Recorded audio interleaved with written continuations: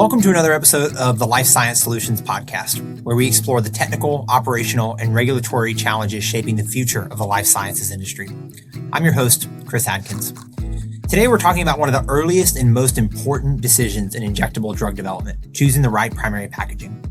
While it's easy to think of the syringe or container closure system as something that's selected later in development, those decisions can have a significant impact on formulation compatibility, manufacturing, regulatory strategy, patient experience, and ultimately time to market. To help us explore these decisions, I'm joined by Katie Falcone from West Pharmaceutical Services. Katie, thanks for joining us today and welcome to the show. Thanks, Chris. Thanks for having me. Yeah, absolutely. So before we jump in, maybe, Katie, can you just give folks a little bit of a background on your role at West, your experience in the industry and the types of companies that you work with? Sure. Yeah. So I am the Director of Technical Services for the Integrated Systems team here at West Pharmaceutical Services. So I directly support all different pharmaceutical customers and biotech companies in determining what the best platform is for their container closure system. And I specifically focused on pre-filled syringes. So it's been a really excellent opportunity for me to work with all sorts of big and small different companies. I've seen it all. I feel like I spent about a decade in industry now. So I've been at West, I've been at Dottweiler, I've been at a few, different companies, if you will, in the pharma space, trying to cut my teeth and make my name here.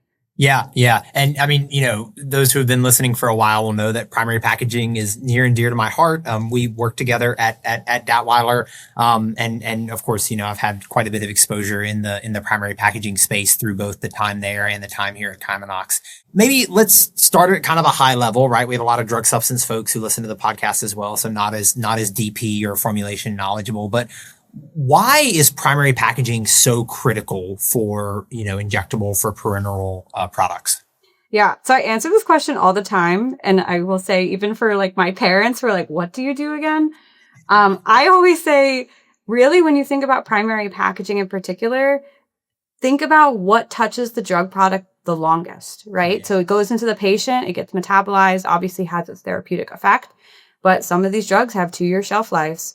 And so what material is it sitting with the longest? It's the primary packaging. So there's a lot of different things that you can consider, even when you're thinking about suitability, when you think about container closure integrity, to make sure that nothing that you don't want in the product goes in and nothing that you want out of the product goes out either. So it can be a really interesting field. It's something that I actually never really knew before falling into this, that there's so many complexities to consider and different aspects that you should think about. And now that I focus a lot of my time on pre-filled syringes, we have the added element of not only are you a container closure system, you're also a combination product in direct contact with the patient. So it's really interesting when you think about it. And I think that kind of sets that stage of again, what is the drug product in contact the longest with? It's your packaging. Mm-hmm. Yeah. And I mean, you really hit on the radical transformation in the industry that we've seen over the last 15, 20 years, right? And so many things moving to pre-filled syringes, obviously the PFS being a combo product and all of that rollout. But I mean, a syringe is something, okay, you simultaneously want this to be super inert, right? It has to hold my drug for a really long time. Yet you also have pretty tight windows on how it needs to perform after 2 years on the shelf. Right. And by the way, the components can be on the shelf before they get assembled more than 2 years before that as well. So you start adding all of these kind of, confounding things together. And this is a lot more difficult than a vial. Yeah, it's funny because we actually, my colleague Bettina Boltris actually wrote a really excellent peer-reviewed article in PDA earlier this year. And it really kind of went into why pre-filled syringes in particular have a lot more challenges. And yeah, when you think of a vial system, of course, you still have some major things you need to consider as far as compatibility with your drug product, thinking about, gas permeation, making sure you're picking the right materials of construction for your primary packaging so that you're hitting that. But now you're getting from a static, container closure system like a vial to a dynamic system like a pre-filled syringe, where the actual syringe is functioning and again, the needle itself is going inside the patient. You're dispensing the drug, you needed to dispense the drug in a certain amount of time, usually from a human factors perspective when you're thinking about devices. And even so, your prefilled syringe could be integrated into an even more advanced device like an auto injector. So there are so many additional facets to consider. And then also when you get into the complexity of now you're not just developing a drug product, you're developing a combination product. So there's different standards to adhere to. There's different when you think about the drug contact surface information you need to adhere to, but then also like ISO standards, like how you actually function as a medical device. So it can be really complicated and complex. And I've heard this gripe throughout industry now too, that, folks end up starting that part of the development too late because it's just the container closure system. But again, now you're playing in the combination device space. Exactly. Right. They call when they say, hey, we want to launch an auto injector in, 10 months or 12 months. Yeah, exactly. It's like, oh, great. Sure. So anyways, hopefully we didn't just make anyone's stomach drop out as they're listening to this. So maybe taking a step back, I mean, when should people start thinking about primary packaging, right? Remove kind of the auto injector, side of or any kind of on body delivery system. But when should they start thinking about primary packaging in your experience? Yeah. So, I mean, I'm always going to say the earlier, the better. And with that, I say that in relation to just having the ability to make decisions earlier on that are appropriate for your formulation, appropriate for your patient population, appropriate for essentially your end use. So if you treat this as like a procurement exercise, like, I just need something to put my drug product in at the end, you may run into issues when you're considering things like actual stability in your drug product, or if you're considering a sensitive biologic, you may need a stopper with a laminate film that prevents any sort of, or that I should say mitigates the risk of any extractables or leachables that could be a concern for your drug product in particular. So by considering it earlier on, and definitely before you get to those stability studies, it really does help to, give you the autonomy as the drug manufacturer to make the right decisions for your end use earlier on without feeling like I'm handcuffed to this decision that I made because, procurement maybe told me this was the best solution for me when from a scientific standpoint, there were potentially other options that could have been explored. Yeah. Right. I mean, it is not the place to think of it as a commodity, right? It is so impactful to your system. And as the system gets more complex and, the reality is, if you have some break loose force drift over the course of your shelf life and you're doing a HCP administered syringe, you probably have more wiggle room than when you're in an auto injector that has a spring that's calibrated to a certain amount of force and it may just not fire. And as we're bringing these therapies, like especially in this post-COVID world we live in, where we're more and more, there's a push to bring these therapies home, to bring autonomy to patients that they can deliver their own medications. It then falls on the drug manufacturer to make sure that it fires and it delivers the correct dose in the right amount of time for that patient, because you're not having that safety net of having HCP settings, having the doctors, the nurses be there to guide that administration. So bringing it home to the patient empowers them, makes it better for, adherence to your therapies. There's many peer-reviewed articles as well for prefilled syringes in particular that you reduce medication errors because you're already pre-allocating that dose. But with that comes an enormous responsibility of making sure that the product works and it works right every time. Yeah, exactly. So what, other than not starting early enough, right? We touched on that, but what other mistakes do you see companies make when they're selecting primary packaging for parenterals, especially when it's maybe it's their first time, it's either their first product or it's their first time working on an injectable? Yeah. So I think it's not starting early enough is definitely one that we already hit on, but I think that also can be a lack of understanding of some of these nuances. So like I mentioned, when I started in this industry, I didn't know the difference. I just went to the doctor's office and I got the medication, right? I didn't think too hard into it, but all the technical decisions that really are impactful at the end that need full assessments and understanding as well, they can really be underscored and I shouldn't say taken too early as well, but just kind of fully understood and verified before really bringing those further out. So one of the things in particular we see, at least within the prefilled syringe space, is all the drug independent work that you have to do even before you get into the drug product itself. There's all these just assessments on the container itself, understanding what are your particle limits, what are your silicone oil specifications, what are your endotoxin specifications, and that's even just before you put your drug product in it. So I think there is a lack of understanding sometimes on how much pre-work needs to be done in order to go forward with a container closure system in general. So I think that kind of goes hand in hand. That's why I think going earlier is so important. But I do think that there are a lot of technical facets to this. And, I've been in the industry now for 10 years, so I'm aware of USP, EP, JP, ISO, ASTM, PDA. They all have these amazing resources and standards to follow, but it can start to make your head spin after a while. Yeah. Anyone who hasn't worked around the space for a while is going to have to go through and we're gonna flip out in this section of just acronyms and welcome to the industry, right? But yeah, no, but a lot of these people are formulators, right? They're focused on the chemistry of their drug products, as they should be. This is their expertise. This is what they spent their lives and PhDs getting and becoming experts on. So having to then, pull back and then get into all these other facets can be quite challenging, especially when you're thinking about some of these smaller eBio companies who are like two guys in a molecule, right? They're trying to save these patients. They're trying to save the world. And now they're, kind of fighting all of this whole other realm of science that's packaging science when it comes to parenteral packaging. So, being able to keep those guys focused on their medication and being able to bring some more of that development discussion in-house to West is something that we really focused on as an integrated systems team. Yeah.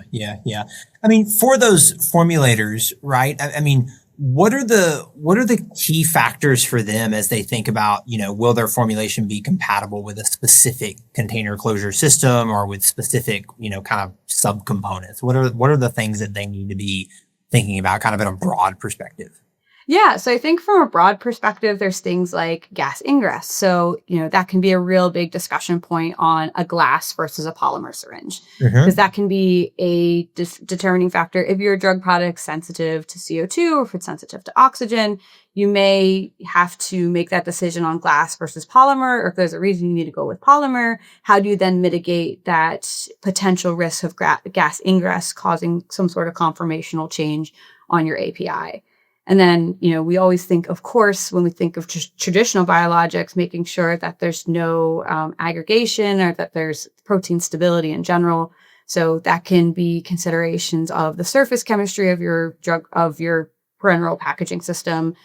There can be discussions even on like silicone oil, because silicone oil can be a nucleating site potentially for something like an aggregation event, which could cause API to fall out of formulation and potentially particles to form. So understanding how your drug product interacts with some of these common parts of parenteral packaging systems is important to characterize early on and kind of just understand from the get-go. Yeah, definitely. So kind of, stepping through maybe into the kind of real world example and, where you guys are at now today at West. And I think this is an interesting kind of move in the space with the Synchrony platform. Can you maybe talk just at a high level what the platform is and really what was it designed to address? I could talk a lot about that actually, but in particular, we've gotten questions time and time again of just, can this be simpler? And, all the challenges that I've already described to you, again, falling on our drug companies for making sense of. As it stands today for prefillable syringe development, typically a customer then has to take information from 3 different suppliers. You have your supplier for your needle shield, you have your supplier for the syringe barrel, you have your supplier for the plunger. Each one of those suppliers is going to give you a list of different specifications, like particle, silicone oil, endotoxin, break loose and glide force.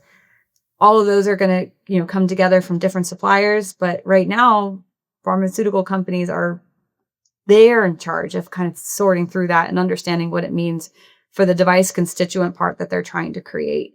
And that can take at least 6 months, assuming everything goes well with any sort of stability testing that you have to do. And that's before you even put your drug product in it. So really what it boiled down to is that no one was taking ownership of the full system, which is what West sought out to change with the West Synchrony platform. So with our West Synchrony S1 prefillable syringe system, we've done all of the drug independent work already, out to 2 years, so 2 years of age data. We include extractables reports. We have a biocomp assessment already completed, as well as a DMF filed for the entire system and all the DMF regions, and a full regulatory package that covers all the information that you would need for, say, the EU, where it's a notified body submission. So really the idea is to simplify the journey, make it more transparent, and help folks streamline their drug development so that they can get their molecule to clinic faster. Yeah, yeah, and it's really that simplification that it just seems so appealing to me because you've hit the nail on the head that it's such a frustrating problem for, I mean, especially the small biotechs, right? I think there's a little bit of a different scenario with the really, really large companies that are going to spend a lot of time, understanding a system, but for someone that really needs it to get out of the way and they know that they need to be in this packaging to go to market. So maybe leaning in a little bit on those small biotechs. I mean, how do you guys specifically see, this kind of platform presentation help them and in that kind of acceleration and getting out of their way, so to speak? Yeah. So, I mean, again, these are people that are like PhD, like scientists, wizards, so dedicated to the things that they're trying to do and the patients that they're trying to save, and so focused on making sure that their molecules work from a therapeutic standpoint. So, having to divert attention and take away from that time, either if it's finding resources within their own organization. I mean, but a lot of times these eBio companies, they are virtual. They don't have a lab facility. So it's then finding a vendor, a trusted vendor, if you will, for doing GMP testing to make sure that they can get the design verification data on their device constituent part.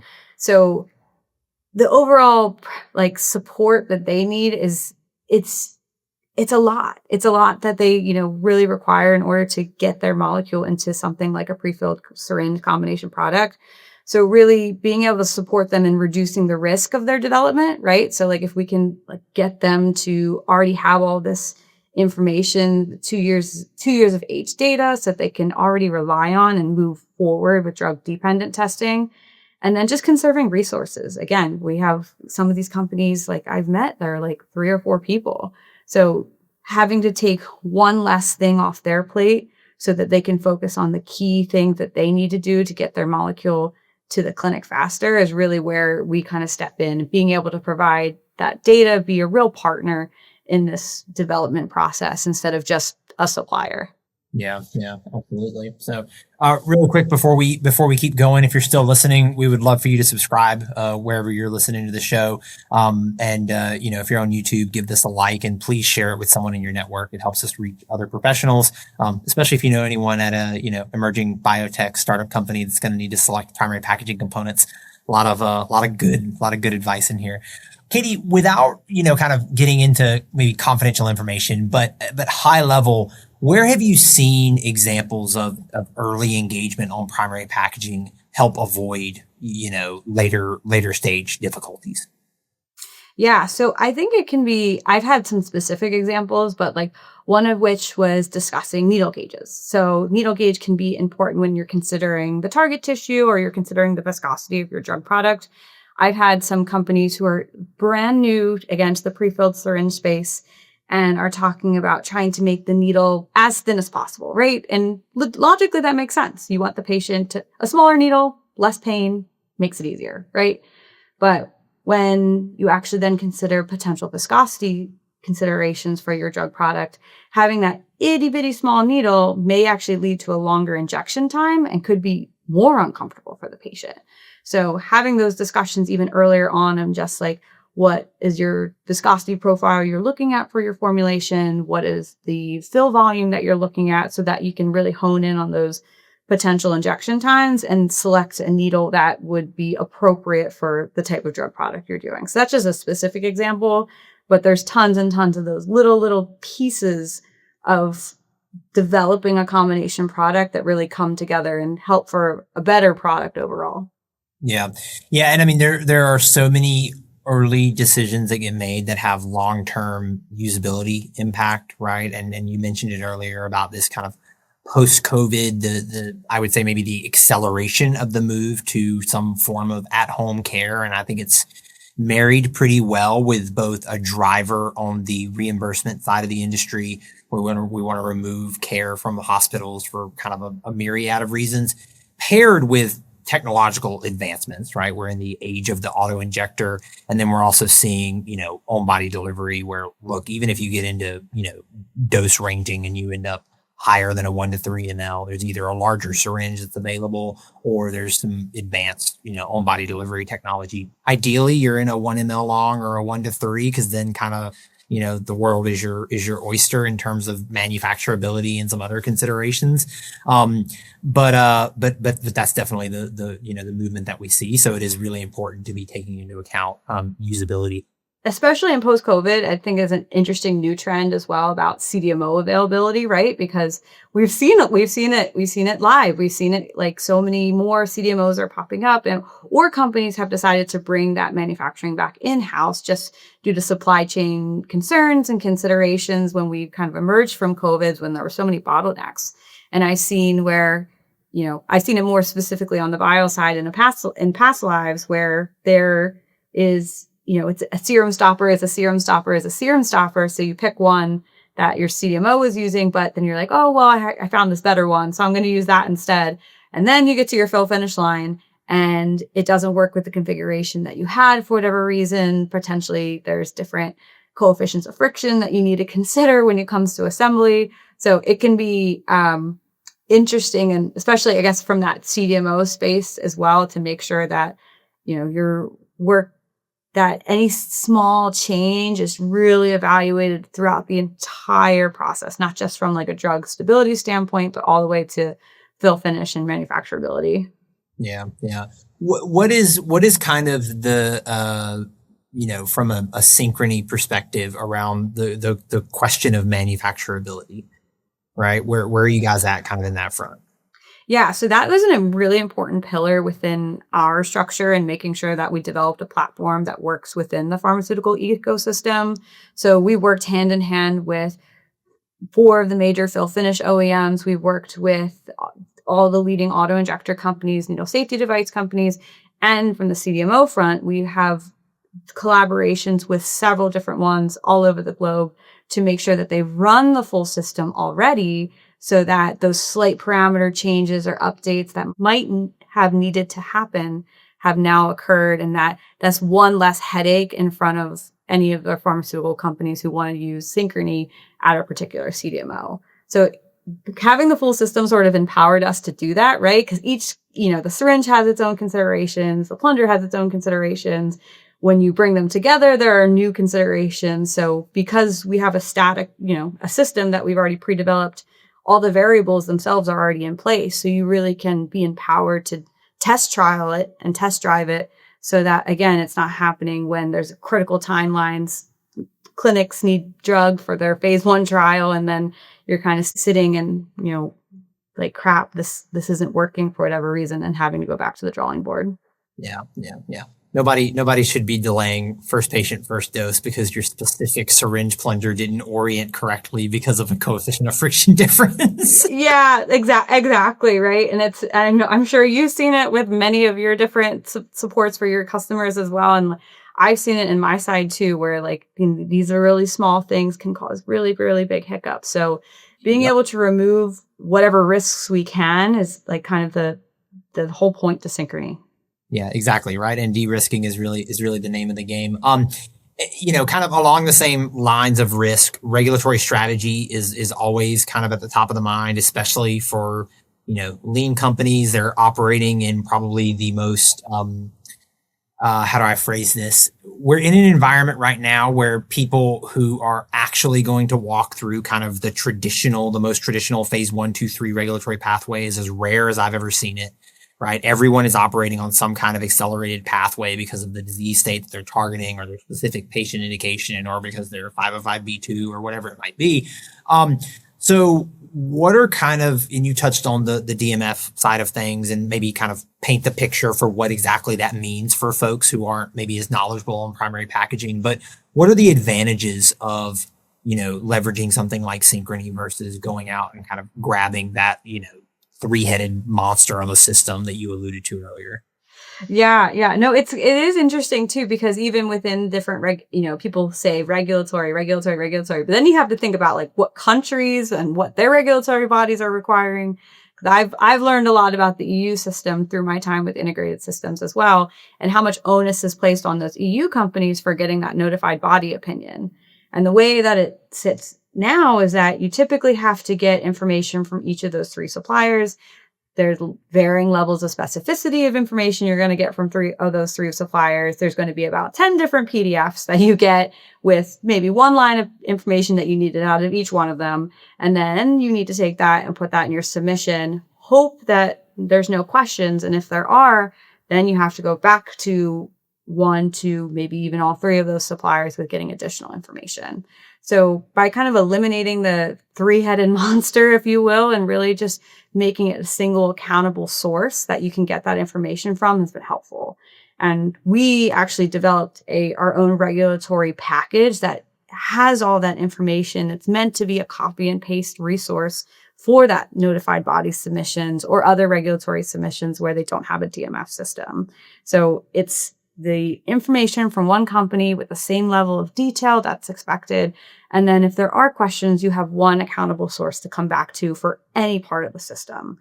And when you think about DMF, DMF regions as well, we've actually gone that step further as well. So instead of getting 3 different LOAs from each one of those suppliers, then getting access to 3 different DMFs and opportunity for regulators to ask questions on any of those DMFs, we've simplified it to a single system DMF. So there's one DMF for the entire system that has all the information for the regulator. So it helps from that regard as well, just eliminating additional obstacles, additional opportunity for things to get slowed down, and really, again, kind of emphasizing more of like a partnership type relationship when it comes to combination product development. Yeah. And I do, again, I'll put back on my primary packaging hat, right? Really want to stress every now and then you run into this trend that people want to view it as kind of a commodity product, right? But the level of technical information that is out there to you as the customer of the system, right? Or of the individual components, those documents that you allude to, they're not 1-2 page documents, right? They're not. Yeah. long, right? And then the DMF, constituent that you don't even get is even larger, so there's a tremendous amount of information that goes into what's in the system, and any simplification here is tremendously helpful, especially to the team as an end user. And so, yeah, I completely agree with that. Where do you see injectable drug delivery and primary packaging kind of going from here over the next, 2, 5, 10 years, and what trends are gonna shape the industry? I mean, we have a lot of conversations on the podcast about combination products, advanced delivery, kind of formulation technology. So always curious to pick the brain of folks who are getting to see a lot, right? And where do you think we're going to go from here? Yeah. I mean, I think there's some major trends I'm sure that you probably already talked about with many of the other people who participated in your podcast so far. But I mean, really, I do think that we're going to shift from that component mindset of combination product development to something more like a system mindset, like we're working through. And on top of that, I think I see additional trends within at least the biologic space of larger volumes, higher viscosities. Again, how do we bring these therapies that patients are going into the hospital to get and bring them home so that patients have that autonomy over their medication, over their lives, really. I have a friend who has Crohn's, and he used to have to go into the hospital every 6 weeks to get his infusion.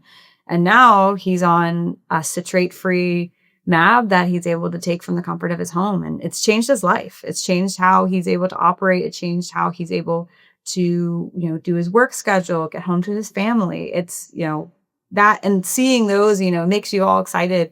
And it makes me excited for how can we better support companies from bringing those medications that used to be IV infusions, and how do we bring them into the home to let those patients, have their lives back to a degree. So I do think, I see more opportunity on how we can do that for larger volume subcutaneous injections. And then how we also do that then for, I guess a part of that larger volume question happens to be higher viscosity, because as you reduce that volume, that viscosity goes up, and potentially the pain of the injection could also go up. So how do we mitigate all these risks so that we can see the maximum benefit for our end users, our patients?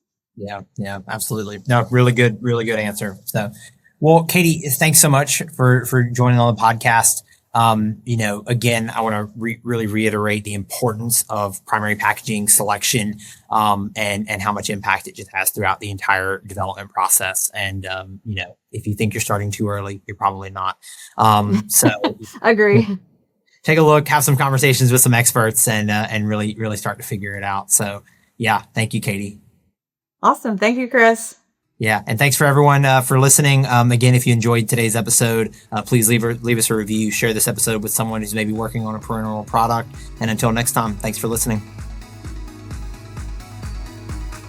Thanks for tuning in to Life Science Solutions, presented by Kymanox and produced by Walk West. For more insights like this, subscribe and follow Life Science Solutions wherever you get your podcast. We'll see you next time as we continue exploring what it takes to bring life science innovation to life, because patients deserve better.